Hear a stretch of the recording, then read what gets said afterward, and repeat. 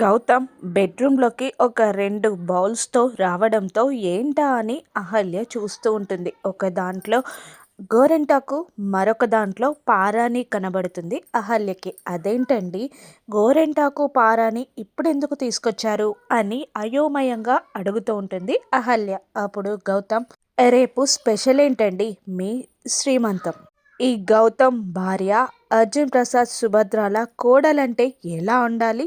మహాలక్ష్మిలాగా ఉండాలి అంటుంటే అటువంటివేవి వద్దండి అని అహల్య అనబోతుండగా ఆ మాట పూర్తి చెయ్యకముందే అహల్యని బలవంతంగా కూర్చోబెట్టి అహల్య కదలకుండా అహల్య తలపై ఒక బౌల్ పెట్టి తను అహల్య పాదాల దగ్గర కూర్చొని అహల్య పాదాన్ని తన ఒళ్ళోకి తీసుకొని అహల్య కాళ్ళకి పారాని పెడుతూ ఉంటాడు గౌతమ్.